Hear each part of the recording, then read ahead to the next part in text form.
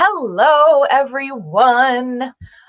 This is a super special day. This is a bonus episode of Meet the Artist. Usually we do this on Tuesday, but we had some extra time and our very special guest, Nathalie Colas, is with us. Before we get to Nathalie, I just want to remind everybody what we're doing here. I am Angela Young Smucker. I'm executive director of Third Coast Baroque. And if you don't know what Third Coast Baroque is, you can go to thirdcoastbaroque.org and find out about us. We are an early music ensemble in Chicago, and we specialize in music from the 17th and 18th century. Our mission is to share the aesthetic of Baroque music while unlocking its relevance for today's audiences. And we like to make connections with that music and the people who come and hear it. So as we get going, we would love to know who's watching. Feel free to say hi in the comments. And if you have any questions, you can put them in the comments as well. We'd love to know where you're watching from. And if you're not watching live with us, remember this is always posted on our YouTube and Facebook channels, so you can always go back and watch. But without further ado, I am excited to welcome my friend, Nathalie Colas. Hi, Nathalie. Hi, everybody. Hi. Hi. How are you, my dear? Doing great on this beautiful Sunday. How are you doing? I'm good. I'm sweating it out down here in Florida. It's around 90 some degrees. It's super fun. Have you gotten through the second winter of Chicago? Yeah, the lovely late April casual snowfall. Yes, we have. I don't know that I'm going to get a whole lot of raspberries this year, but yeah, it's always the Chicago last surprise. Indeed. Indeed. Leonard loved it. My son Leonard, who is 3 years old, did the snow dance like it was the first snow of the year. He's just inspiring. Oh, hey, John Sagos is here, and he says, Hi, Happy John. Sunday. Happy Sunday to you, John. We're so glad you're here. Oh, yay, I love it. Well, I want to go ahead and dig in a little bit. For those of you who don't know who this superwoman is, who I'm talking to, Nathalie Colas is one of three co-founders of Third Coast Baroque, along with myself and Rubén Dubrovsky, who we talked to a couple of weeks ago. And Nathalie, I'm trying to remember, when was it the first time we met and sang together? You know, I was thinking about this briefly this morning, and I think that I first really met you officially when we did with Haymarket at Dido and Aeneas. That's what I was thinking too. I think that's the first official. It's the first time I really worked with you, or really, yeah. Yeah, I just remember years ago. First of all, hearing you speak, not even sing, but hearing you speak with this beautiful little wisp of French accent. I'm like, what is this gorgeous, gorgeous speaking dialect? I love it. And then you got to wear this incredible blonde wig in that show. That I had a big reveal. I had a pirate hat, and I would just do a big reveal, which was which to me was more excited than any singing, of course. Oh my gosh, it was so fun. It was so fun. Curls. Yes, that yes. Was good. So much fun with Haymarket Opera. It was so much fun. Yeah. So well, much fun. Yeah, and we love our Haymarket family. We love them so much. Yeah. Mm-hmm. Well, let's back up. Before you and I met at Haymarket, I want to go back and I want to hear about your origin story. All right. When did you have a realization like, oh my gosh, music is the thing. Like, music is this cool thing, and I love it, and I connect with it, and it speaks to me. Do you remember that moment happening? I don't know. I don't, because it was just always there. I don't come from a musical background. My parents are pharmacists. All my siblings are school teachers or teachers of other things, but I'm the only musician in my family. My mother was an amateur pianist, and my grandmother was an amateur cellist who was very gifted but didn't get to pursue it as a career because she was a teenager during the war, so she didn't get to pursue that, obviously. But I'm the only one who was the most inclined with it, who spent the most time with it, and I started the conservatory in Strasbourg when I was maybe 6, and I don't remember why. I think my parents just put me there for some.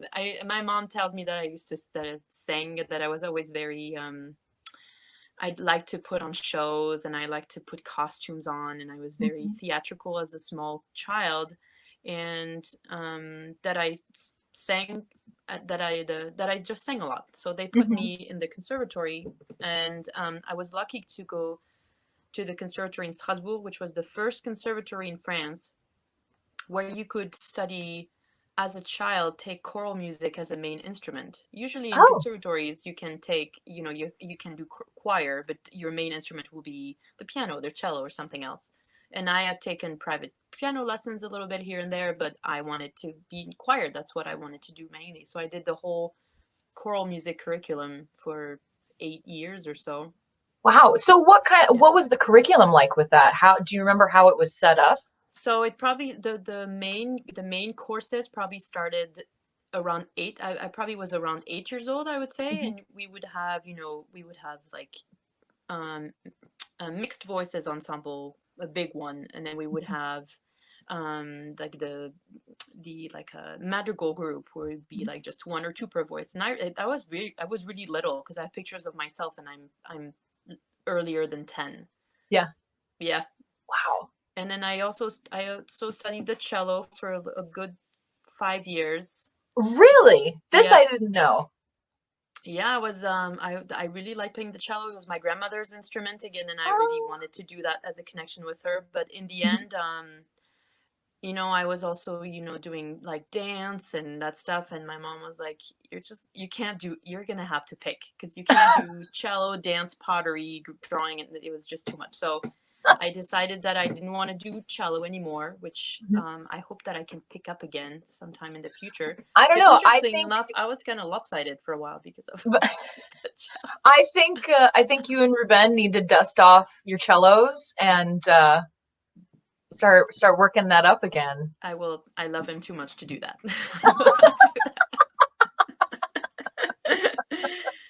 No, but yeah, I was in my upbringing, and I was always a musician. I was always doing music. I was always at the conservatory on Wednesdays and Saturdays all through my childhood, and there's never a moment that I thought, oh, I'm a musician. It was always there. Yeah. Now, in your house, did you grow up listening to classical music, or was it popular music, or a mix of both, or? No, definitely classical music. My father is a huge opera fan. He always was. So it was a lot of classical music, a lot of French chansons and Jacques Brel and all the bees, Barbara, Jacques Brel, Brassens, all these text singers. We're just going to have you say French names for the remainder of this time. That's what's going to happen. We call them the 3 Bs. Jacques Brel, who is technically Belgian, who sings in French, but who is Belgian. Barbara, who is an amazing singer from France, incredible, a poet, really. And Brassens and all these incredible, when I remember the first time you told me about Karen Carpenter and I didn't know who she was, that would be like the French version of that, if you want. I love it. Yeah. I absolutely love it. But it's interesting because I think I always think about where my influences in music come from, and what I heard at home, all this French chanson style music, which my parents both really liked. And later in my upbringing, in my training as a professional singer, I sang a lot of art song, like really a lot of it. And I focused on that almost entirely for my 2 first years of grad school.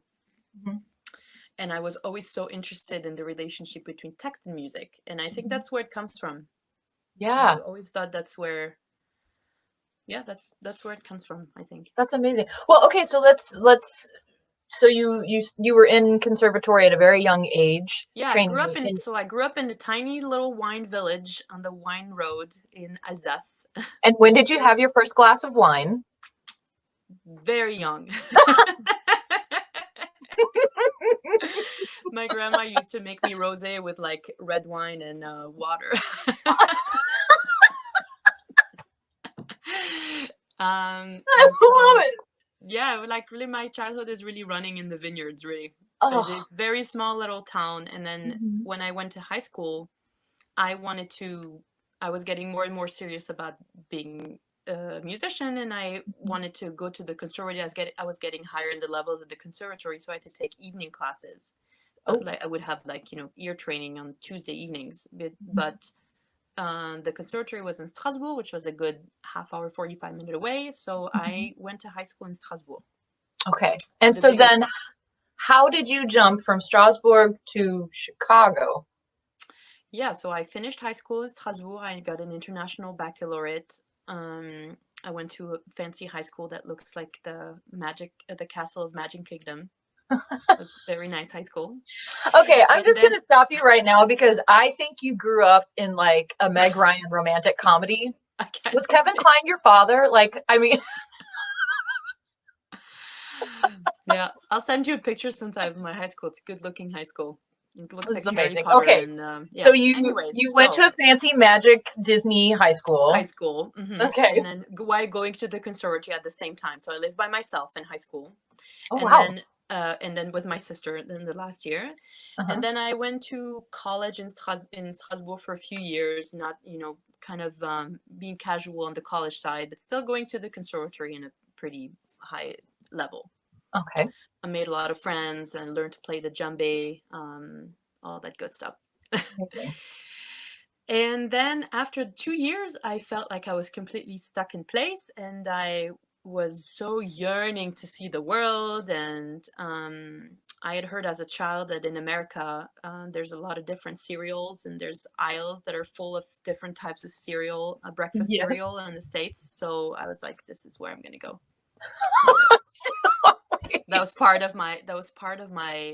the things I was dreaming about, which is odd. What we dream Okay. about as kids. But my So cousin lived in let's just Chicago. let's just recap. That's okay. Let's just recap for one My second. cousin lived in Chicago when I was in college, and I came to visit her here Yeah. one summer. And she's an amateur pianist and used to take piano lessons with Mary Sawyer at DePaul University. So I spent the summer with her, and I just was with her one time at DePaul where she was having her piano lesson. And I ran into Ross Beecraft, who was the director of admissions, and he just started, very casual, lovely Midwestern man, something that I was completely not acquainted with, how people just are so lovely and start up a conversation with strangers, which doesn't happen in France very often. And he said, "Oh, what are you doing here?" And I said, "Oh, I don't know, I'm looking into college." And which I wasn't, because I had no idea what I was doing. But he told me to apply to DePaul. And I did. Okay. I applied to DePaul. I sent a tape of myself doing a rendition of a song from the musical Chicago in costume with dance, which that tape, I don't know where it is, but I hope nobody ever sees it. And all right. So with attention, other things. anyone at DePaul who has access to this video, please send it directly to me. We do. We will be showcasing it as soon as we get it. And then I sent other materials, I sent my transcripts, and then they gave me a scholarship at DePaul. Wow. Okay. The thing that's interesting is that I applied to go to DePaul not knowing anything about how the university system works in the States. And I just applied there, and I sent paperwork to other universities, but DePaul gave me a scholarship. So I just packed my bag. I was 18 and I came on the plane, and voila. Oh my gosh. And I loved Chicago. I loved visiting, and I loved everything. I had a big crush on it when I came for summer, and yeah, I love it. That's how I ended up here. Okay. Well, I want to stop just for 1 second and share a little something with our viewers. Now, last month when we announced that, we were postponing our April shows, and that we were going to try and share some videos as much as possible on our Third Coast Baroque page from our artists. We said some of them may be Baroque music, some of them might not. And yesterday we shared one that you put together actually a few weeks ago now, and I think it's beautiful. So I'm gonna play a little bit of it for our audience, and then I'm gonna have you talk about it for a second. So here is Nathalie doing something that's not Baroque. Nero's expedition up the Nile failed because the water hyacinth clogged the river, denying Nero's vessel's passage through the suit of Nubia. Nero's expedition up the Nile, Nero's expedition up because the water hyacinth, Nero's expedition because the water hyacinth, denying Nero's because the water hyacinth, denying Nero's because the water hyacinth, denying Nero's. Okay, so I absolutely adore that, and if our audience would love to hear the whole thing, which you absolutely should, you can go to our Facebook page, our Third Coast Baroque Facebook page, and it is on our feed there. You can hear the whole thing, and it is just gorgeous. I think I would listen to it on a loop. Nathalie, can you just tell us a little bit about that song? Yes, so that song in particular is called The Water Hyacinth. I think that's the name of the song, or Nero's Expedition. That's the actual title of the song, by Moondog. Moondog, who is a singer. This band, I guess it's a band. Okay. I was not familiar with Moondog, but one of my husband's good friend, John Carroll, who is an awesome musician. Hi, John. I don't know if he's watching. Came over to our house one night with his guitar and said, "Hey guys, I'm going to teach you the song." And he was just singing, bum, bum, bum, bum, bum, bum, bum. And I thought that was the catchiest tune, and it's been in my head ever since. And when mine all now this too. happened, and all of us lost all of our ability to sing with other people, and I was missing it so much, I thought, okay, I can't sing with other people, I'm just gonna sing with myself, basically. And I made another video before, another song, a little Poulenc a cappella song that I've known for a long time, that I love. And I thought, okay, I need to do something that's fun and kind of groovy. I was just missing singing groovy music with other people, so I just did it by myself. Oh, I love it. Well, that actually sort of feeds into my next question is, how has this COVID-19 situation, how has it affected you? I know you are a mother of 3.5, 4? 3.5, three and a quarter, I guess. Right. So you're a mother of a toddling toddler. You are a performer. You are also an educator. You also have a hand behind the scenes with our Third Coast Baroque leadership. I mean, so how is this going? So it's not going, all things considered, I have to say, I considered myself lucky and blessed. I have a lovely home. I have a garden. I have a lovely husband and a lovely child. My child is 3.5. He is delighted to have us at home. Of course, there's no school anymore, so we can't go to daycare. So he is with us all the time. Okay. The adjustment of both David, my husband, and I working from home, which means that both of us teach through an online platform. I teach private voice lessons at 2 different universities, at Trenton College in River Grove, and at Concordia University in Oak Park. And those lessons are now entirely online because the campuses are closed like every other campus. Right. And my husband teaches at Columbia College, and he teaches at DePaul, and he teaches at North Central College in Naperville, and all of those lessons are taken online. So it's a lot of hours, which usually Leonard would be in school. So we had to shift our schedule, and it's just like everybody else, not complicated, but just a lot of adjustments and a little more, Paw Patrol that I can't stand really for Leonard. But sometimes we just have to teach at the same time, and there's no way around it. So but we're doing fine. We're fine. Mhm. The students, I have to say that one of the things that made it make it somewhat manageable, the online teaching, especially because a big part of my activities is being an educator and teaching voice at those colleges. It takes a lot of my time. I really like doing it too. It's very fun, and the students have been very fair game, and they've been very kind of resilient and being like, okay, let's try to find solutions, and that's been very helpful for me. Mhm. That's amazing. Yeah. So in terms of, I know you also, had some gigs lined up. Yeah, so my the four or five things that I had that got canceled, some of them got postponed. I was going to be behind the scenes at the April concert for Third Coast Baroque, try to help out that way. I had just a few concerts, a lot of things around Easter also that got canceled, obviously. I sing in the Chicago Symphony Chorus, and our next two concerts have the next one. There's some postponing and some canceling, and then the rest for the summer, you and I both sing in the Grand Park Chorus, and then we'll see. We don't know about that quite yet. Right. But yeah, but I feel very fortunate that I have, as a musician, income comes and goes, and it's such an unsteady source of income sometimes, that I feel very fortunate that I teach and that I was able to keep that going. Yeah. And basically. have you felt like you've gotten support from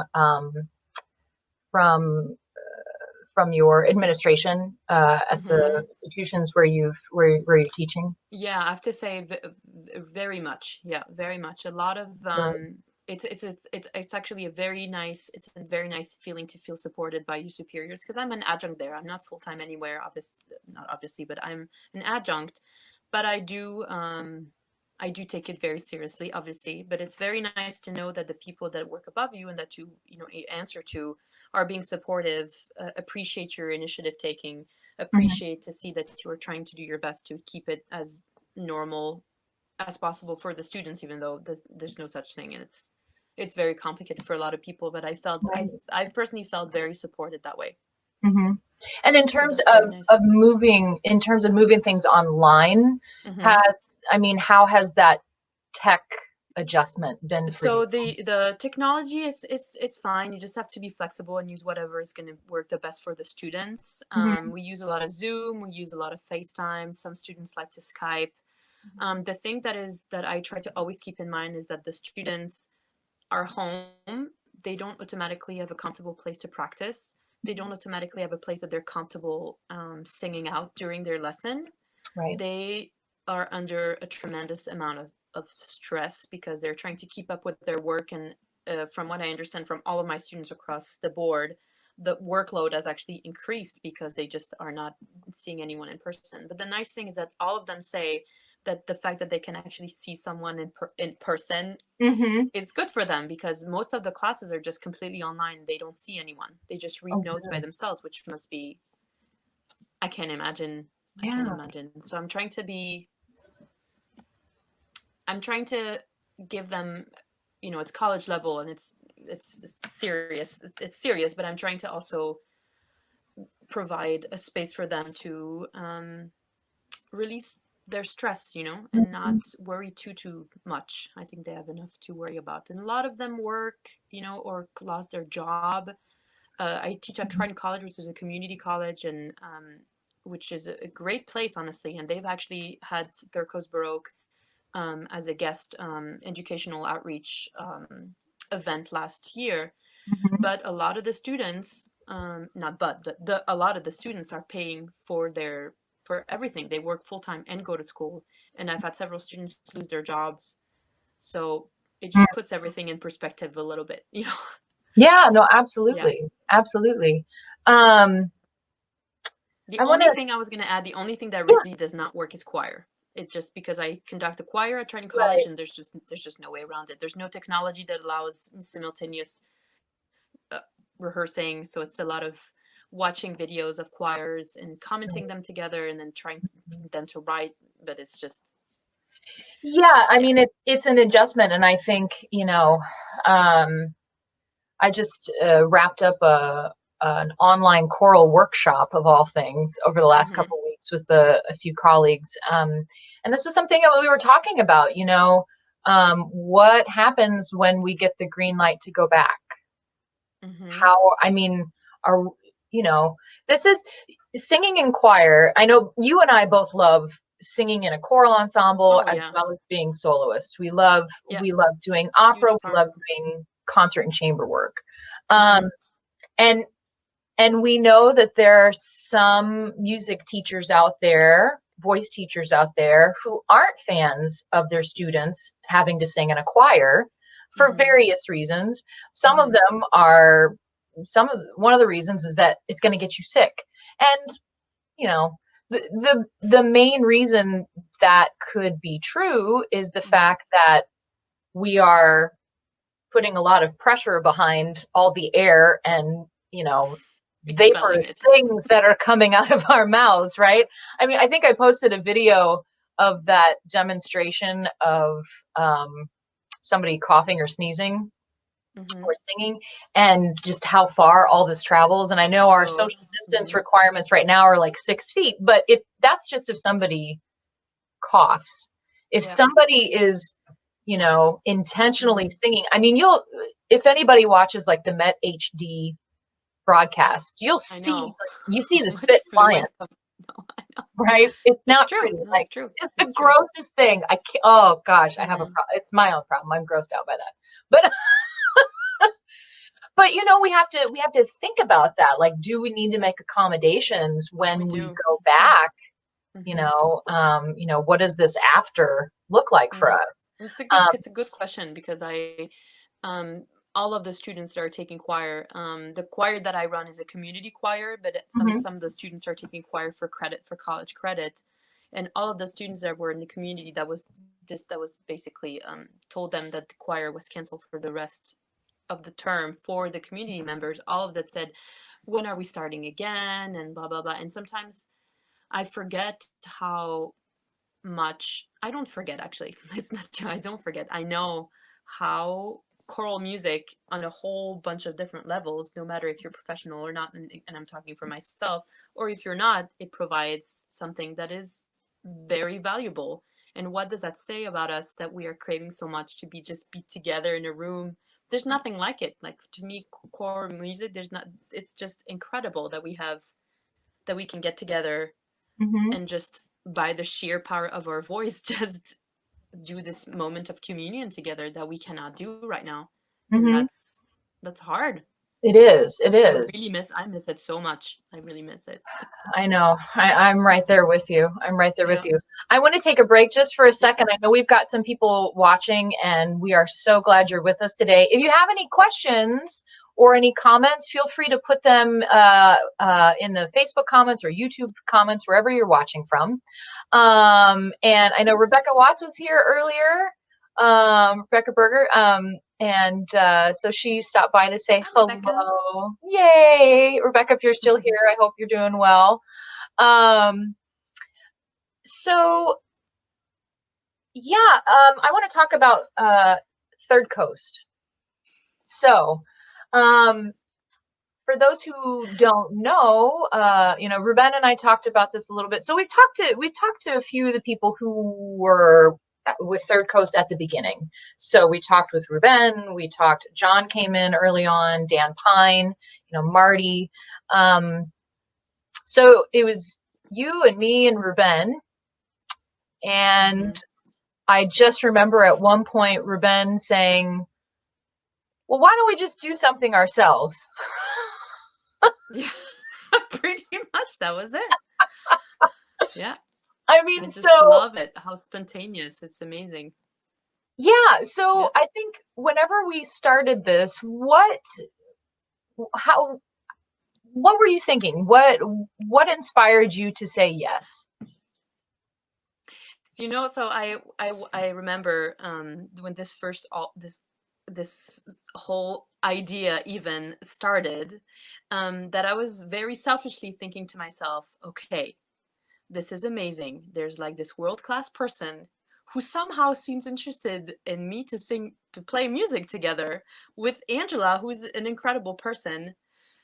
Why would I not say yes? I mean, this is what it's there. Let's do this Well, awesome first of all, music that's very flattering. amongst It's very kind. because And thank you. yeah, because it's like I felt um like what else could I ask for than to make music that I love amongst friends? I mean, to me that was a no-brainer. Mhm. And it also I was thinking a lot about what you earlier you mentioned connection, Mhm. something that's always on my mind. Personally, one of the things that really give me life and happiness is to create and witness connections. I love making connections with people. I had my best friend from college marry my best friend from high school from different countries, and this is like, to me it's ideal. Making connections is it's something that gives meaning to my life. Mhm. And then I was thinking that hearing everything that Rubén was always talking about, connection, creating connection between the different between the music and the history and creating context and all that stuff, to me it was just like that makes so much sense, and I've been craving to see this. Mm. So it was, yeah, it was just I'm just honored that I was there in the beginning. um but also now, you know, and of course right when TCB was founded, I found out I was pregnant. I had a child, and that toppled my life for the better, but it really it was a big Adjustment. storm, I guess. Yeah.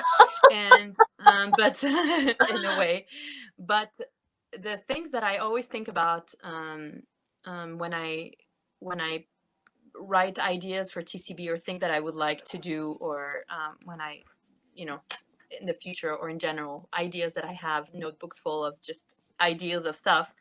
One of the things that really gets me interested is, again, the connections, but not only the connections in the repertoire and programming, but the connections we've established with other places in Chicago, because I'm a classical musician, but I have tons of jazz friends. My husband is a progressive rock musician. I see a lot of different type of thing. I sing a lot of 20th century, 21st century music. And one of the things that I love about Chicago is that I feel like the scenes they're not so distant from each other. And I Right. feel connected to so many of them. And to me, it's really uplifting to think of the different ways that that TCB is going to get connections with those other places, with Mhm. a high school or a jazz band. And I know you've established connections with established connections and garnered interest and looked into like the blues that's from Chicago and the jazz that's from Chicago and all that stuff. To me, that's just so uplifting. And I Mm. just look forward to the day that I have more mental space and more time to be able to put all these ideas in real life. Because I think that's the most beautiful thing about TCB. I mean, I love the music, I love the people, Mhm. but how do we create connections Mhm. to show that music is music, that art is the same, it's just different means of expression of our human souls, and I Mm. love that. That's so Oh, uplifting to me. oh, I thank you for putting it that way. I really that's so beautiful. I love it. Really how Um, I feel about it. Hmm. well, great. I I want to let people know, thinking about the beginning of Third Coast, when we had our first concert series in 2016. It was November of 2016, and as you mentioned, Nathalie, you were very pregnant, very, very pregnant, and I was at over that 8 months pregnant. I was yeah, so pregnant. she was like 62 months pregnant. And and on top of that, right before our shows, um, both you and Caitlin Foley, our two sopranos for those shows, got so sick. I mean, the two of you it That was was I awful. still feel terrible about this. That was my fault, because as pregnant people cannot take anything. So I got sick all the time towards the end. Mm-hmm. And I love Caitlin, so I gave her a bunch of hugs like an idiot. It was a And beautiful then she gift got that you sick. shared. The two of you shared that gift. It was wonderful. Too But much the love. reason I mention it is because, first of all, the two of you, even as sick as you were just troopers and just made it through. And we, before our first show, I remember we're rearranging like solo lines and that kind of thing. And I take something here and we trade off there and whatever. But what I will never ever forget is it was either right before or during intermission of our last show. It was on election night, November 8th, 2016. Before we were going on stage, I see you backstage sort of leaned over a chair, coughing. And I'm like, okay, she's very pregnant. I'm like, are you all right? She's like, I was yeah. definitely having contractions. Yes. She's like, Nathalie says, I'm just trying not to go into labor right now. I'm like, oh my gosh. Yeah, I was oh my having gosh. contractions like It was crazy, it was the most unique experience I've ever had. And I thank you for that memory. And I'm glad you didn't go into labor then. But me too. So when Leo is old enough to understand that story, I want to tell it. Even more so that now I can't wait to do some of those pieces again when we revisit that program, because I just want to sing it healthily, not coughing to death. Exactly. Yeah. So we have a question from Rebecca. She has a question about how do you keep your voice beautiful and safe? That's a really good question. And Rebecca is a fellow singer. And Rebecca, I miss sitting next to you in symphony chorus, my dear. Oh, but that's for another day. But yeah, Nathalie, what do you do to take care of your voice, just on a day-to-day basis, I guess? Yes, it's a good question. So prior to children, my answer would have been sleep. Prior to child, I should say. Basically, the thing that I'm trying to always really be aware of is the way that I talk. When I was in grad school, it was brought to my attention that the way that I talked was sometimes a little too low. And I had to do, I went through speech therapy for a short amount of time to try to see how things changed for my singing voice in relationship to the way that I talked. And very interestingly, when my son was born, I was getting, not a whole lot of sleep, but I was talking in my head voice like an idiot all the time. You're like, I talk like this for a good 6 months. I see videos of myself at the time and I sound like a complete maniac talking to Leonard when he was like a month old. But my singing voice improved so much that I was actually talking much higher in my register. Wow. And I didn't really connect the dots for a while until I started taking voice lessons again post pregnancy, because my voice had changed quite a bit. I didn't recognize something, so I went to take some voice lessons, and I was thinking to myself, wow, there has to be a connection there between the way that we talk and the way that we sing. It's so obvious, obviously. No, but absolutely. to me, I did not realize that. Yeah, I mean, the very same thing happened to me about 6 or 7 years ago. I had a vocal injury and couldn't figure out what the problem was, and a lot of it stemmed from how I was speaking and how much I was speaking. Because I get really pressed when I talk for a long time. And so I do have to get it back into a good place. And all the time. What's that? Yeah, bring it back. Yeah, exactly. Yeah. So for all of you voice nerds out there, anybody who's curious, the secret trick that was given to me to find your optimal speaking pitch was to answer with and that'll put you in a good place. Oh, hi, Deborah Fox. Oh, Deborah Fox is watching. Oh, Deborah. We miss you too, Deb. That's so nice. Oh, Deborah. So back to Rebecca's question though. Anything else that you do? So let's say for instance, you get sick or you're feeling vocally fatigued, but you have to sing anyway. You've got a paying gig, like they're counting on you to be there. What kind of steps do you do to mitigate the problems? Yeah, so getting sick, I definitely also post children. It was a very different issue before, but also having becoming a mother, my immune system really got knocked over. Wow. And I'm still getting kind of better now, but for a few years it was quite a bit. I feel like all of my everything was sucked out of me by the small child. You've given all your And, goodness to your I nursed my offspring. child for a long time too, so that also participated in that.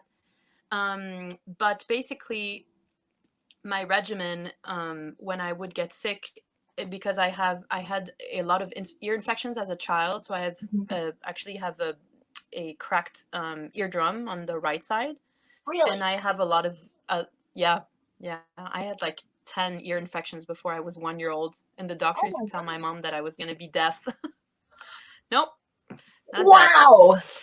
But I do have a very sensitive ear and nose, especially sinus, more than the throat. So that's good. So I'm not so, I don't usually get like laryngitis. I don't get that very often. So good, because you can sing with with a nose infection, but you have to find a way to not let it, for the nerds out there, if you have a cold, what you want to do is not let it go in your throat. Make sure that it doesn't go down, that it doesn't go into your lungs, so that you're not coughing and banging your vocal cords together all the time. And of course, you don't want whatever you have or a bacteria to go onto your vocal cords and create inflammation. Right. So just a lot of neti pot, a lot of that, a lot Dump of that snot fluids, out. lots of teas, and I actually I have kind of a magical shot that I do when I get sick from the years that I couldn't take any medication still from being pregnant and nursing. And it's basically raw garlic, ginger, cayenne pepper, lemon juice, and it's like a shot, and it tastes so bad. It with salt. It tastes awful, but it has so much good nutrients, and it actually has nipped in the bud a bunch of colds. Okay, so I think what you're going to have disgusting, to do. Though. My husband say it tastes like vomit, so. All right. Well, we're going to have to I will post send this the recipe recipe. to whoever wants it. Right. We're going to have to post this recipe on our Facebook page and our Instagram page so we can share it. Oh my gosh, because I'm so curious. So Rebecca, thanks for that question. That was really good. I know singers, everybody's got their own little tricks, right? Because this is the thing. With instruments, they're made to be similar. They're made to be the same. And while people's physical structure is generally the same, there's so much variation in terms of the vocal instrument itself and how our bodies are, because everybody's body is completely different in terms of their well-being and any underlying things. It's just incredible. This is why people think singers are crazy. I think, I know. We've all got our own things. But okay. Well, it's a lot of trial and error, I would say. Caring for your voice is a lot of trial and error.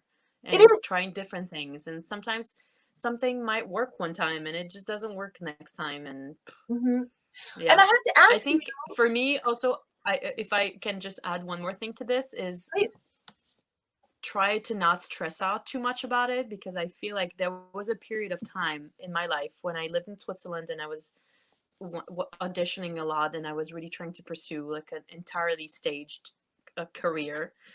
But I was so worried about being sick all the time. I feel like it completely consumed my mind, that it backfired.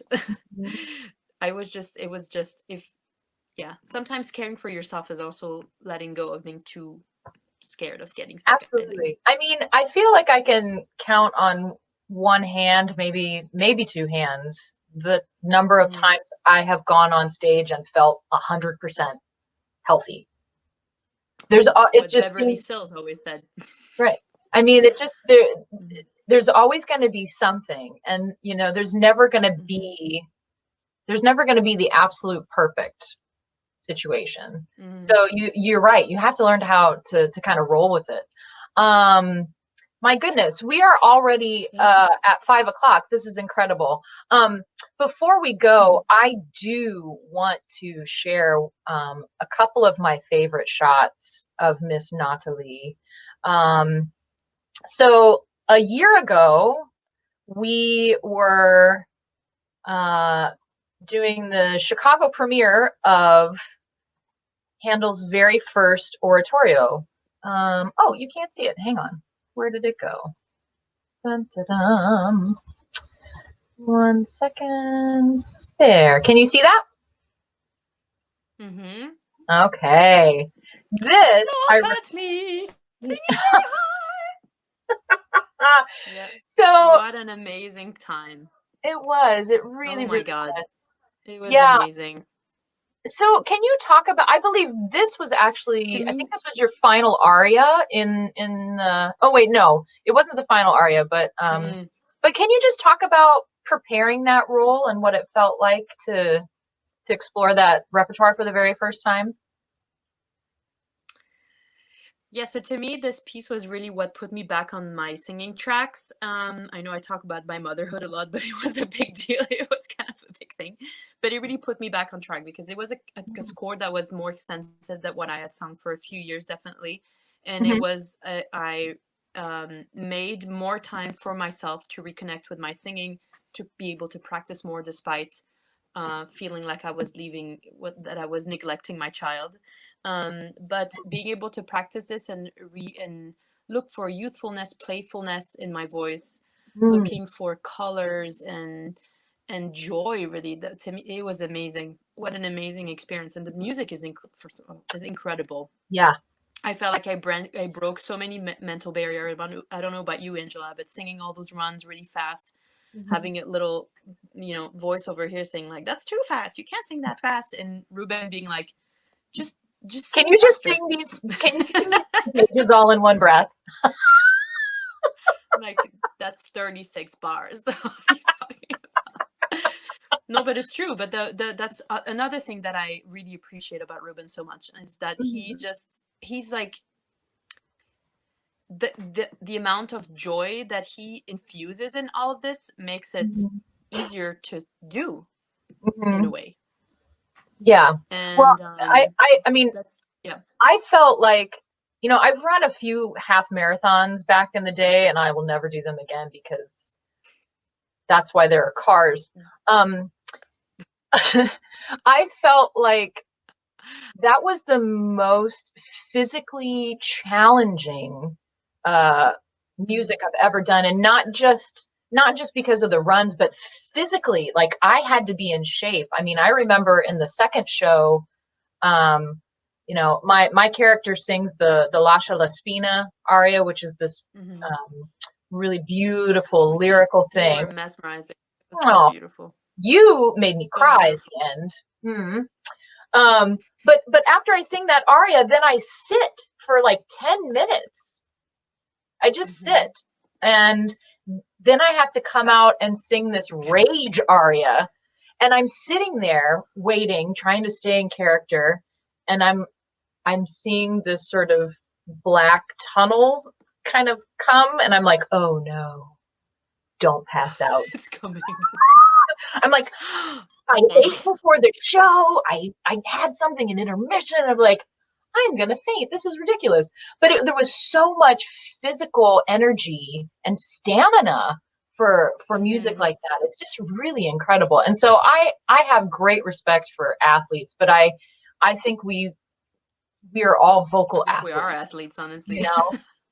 Oh my gosh. And John, thank you, John. So sweet. So sweet. I know we've gone over an our awesome time. concert. What's that? Mm-hmm. It was really great. It was really great, and I'm so glad we got to share that together. I know, me too. That was really, really, really amazing. Yeah, it was. I know we're a little bit over our time, but I don't care because you're amazing, and I just want to say thank you Thank you for taking a chance at the very beginning of all of this. And thank you for continuing to be My pleasure. this amazing artist and mother and educator and everything in between. It's just been, it's a real honor to work with you and an honor I feel to. the same. Feel the same. I appreciate that you're that you're being patient with my life change. Oh, come on. I'm still here. I love you guys, and I'm, We're yeah. we're all patient with each other. So everybody here is now witness to this wonderful love fest. We're happy that you could be a part of that. Before we go, I do want to note that Third Coast Baroque, in response to the current situation with this pandemic, we've set up a Third Coast Baroque Artist Support Fund. And this is both it is to support artists now, but also in the future. This is something that we're going to keep. It's not just for temporary relief, but anybody who goes to thirdcoastbaroque.org/donate, if you want to make a donation and you want it to go directly to the artists, all you have to do is signify that when you make a donation online or any other way. Just let us know that you want it to go to this fund. I think I might need more coffee. I don't know. But we know that without our artists, there's no Third Coast Baroque. But without you, our audience, our supporters, our community, we also don't have Third Coast Baroque. So we are definitely in this together. And we can't wait to share more live music with you as soon as is safely possible. Nathalie, do you have any parting words for our friends out there today? Say it again? I didn't hear you. Sorry. Do you have any parting words for our Third Coast Baroque community today? Yes.